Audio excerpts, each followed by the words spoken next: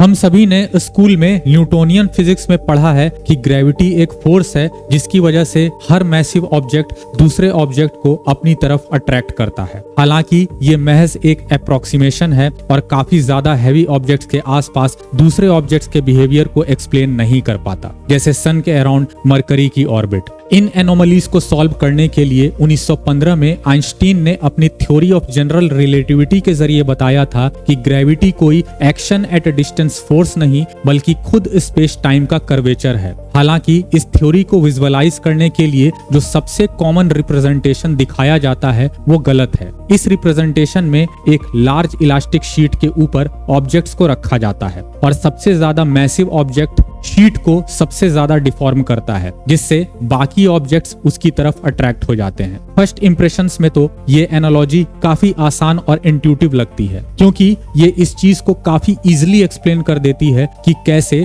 Objects space time के fabric में एक दूसरे को अट्रैक्ट करते हैं। लेकिन इस रिप्रेजेंटेशन में मुख्य रूप से 4 प्रॉब्लम्स हैं। Let's see how. पहली प्रॉब्लम ये है कि इस रिप्रेजेंटेशन में ये इंडिकेट किया गया है that the objects are placed on the space time while in reality the objects are placed inside the space time। Means space time वो फैब्रिक है जो उन्हें कंटेन करता है, और यदि हमें इस प्रॉब्लम को सॉल्व करना है तो हमें ये मानना पड़ेगा कि ऑब्जेक्ट्स शीट की ही तरह 2 डायमेंशनल हैं। सेकंड प्रॉब्लम ये है कि इस रिप्रेजेंटेशन में ग्रेविटी को एक्सप्लेन किया गया है ग्रेविटी का ही यूज करके, लेकिन ये एक इलॉजिकल एजम्पशन है कि हम स्पेस टाइम के अंदर मौजूद ग्रेविटी को स्पेस टाइम के बाहर मौजूद ग्रेविटी की मदद से एक्सप्लेन करें। इस प्रॉब्लम को सॉल्व करने के लिए हमें ये एज्यूम करना चाहिए कि ऑब्जेक्ट्स हमेशा एक स्ट्रेट लाइन में ही मूव करते हैं, लेकिन एक कर्व्ड स्पेस टाइम ज्योमेट्री में, जिससे हमें ये इल्यूजन होता है कि ऑब्जेक्ट्स डिफ्लेक्ट हो रहे हैं। इसे और बेहतर समझने के लिए हम 2 चींटियों का उदाहरण ले सकते हैं जो एक स्फीयर के सरफेस पर स्ट्रेट लाइंस में मूव कर रही हों, लेकिन स्फीयर के कर्वेचर की वजह से वो पोल पर मीट कर जाती हैं। सिमिलरली स्पेस टाइम में ऑब्जेक्ट्स एक दूसरे की ओर अट्रैक्ट होते हुए प्रतीत होते हैं, लेकिन रियलिटी में वो केवल स्ट्रेट लाइंस में मूव कर रहे हैं within a curved space time geometry. लेकिन अभी भी ये इलास्टिक शीट रिप्रेजेंटेशन मिसलीडिंग है, which brings us to its third problem. चूंकि इलास्टिक शीट 2 डायमेंशनल है और ये थर्ड डायमेंशन में बेंड या कर्व हो रहा है, तो इससे ये कंक्लूजन निकाला जा सकता है कि स्पेस टाइम को कर्व होने के लिए एक हायर डायमेंशन की जरूरत होती है। इसीलिए ज्यादा बेहतर ये होगा कि इस शीट को साइड से ना देखकर टॉप से देखा जाए, जिसमें space time grid clearly visible हो, और इसी की मदद से हम अपने इलस्ट्रेशन में अपने 3 डायमेंशनल स्पेस को रिस्टोर कर सकते हैं। एंड फाइनली फोर्थ प्रॉब्लम ये है कि ये रिप्रेजेंटेशन टाइम डायमेंशन को पूरी तरह से इग्नोर कर देता है, जबकि आइंस्टीन की जनरल रिलेटिविटी के अनुसार हम एक 4 डायमेंशनल यूनिवर्स में रहते हैं, जिसमें 3 स्पेस के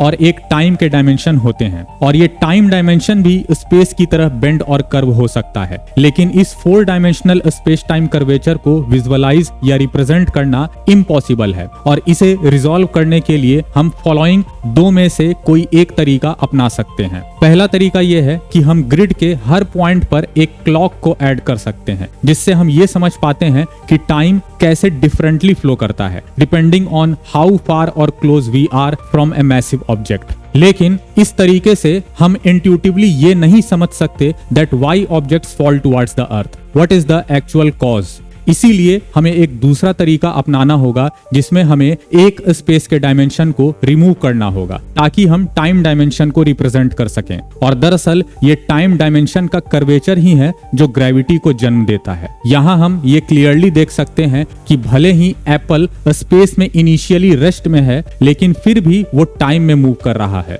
and as it proceeds towards future, the curvature in time causes its trajectory to bend in space as well and fall towards the ground। यानी स्पेस टाइम के कर्वेचर की वजह से एप्पल की टाइम कंपोनेंट वाली speed उसके speed component वाली speed में कन्वर्ट हो जाती है। हालांकि हम ह्यूमन बींग्स टाइम की स्पीड को परसीव नहीं कर सकते, क्योंकि हम ऑब्जेक्ट्स को केवल 3 डायमेंशनल स्पेस में ही फॉल होता हुआ देखते हैं। स्पेस टाइम के कर्वेचर की वजह से अर्थ के पास मौजूद लाइंस कॉन्ट्रैक्ट होते हुए नजर आते हैं और ये रेट ऑफ कॉन्ट्रैक्शन कांस्टेंट और परपेचुअल होता है क्योंकि अर्थ का मास कांस्टेंट होता है। लेकिन ये rate of contraction different objects के लिए अलग अलग होंगे क्योंकि सभी के मास डिफरेंट होते हैं और इसी वजह से सभी के लिए टाइम का परसेप्शन भी अलग होता है। हालांकि ये लाइंस अब भी स्ट्रेट ही हैं, लेकिन कर्वेचर की वजह से वो एक दूसरे के पास आ जाते हैं जिस वजह से वो बेंड और कॉन्ट्रैक्ट होते हुए नजर आते हैं। एंड फाइनली अब हम देख सकते हैं कि स्पेस टाइम कर्वेचर का करेक्ट रिप्रेजेंटेशन कैसा दिखता है,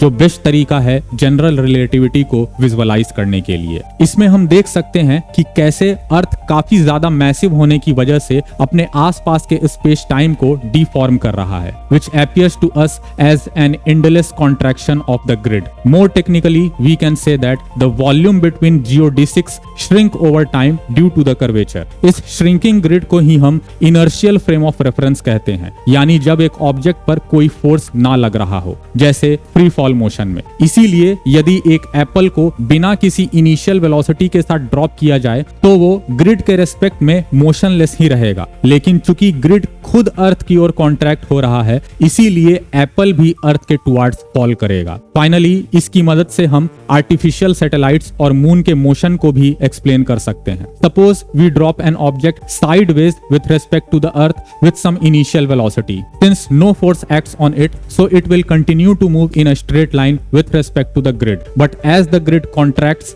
the object will continuously be pulled towards the earth, and that's exactly how moon orbits the earth or any other planet orbits the sun. Jai Hind.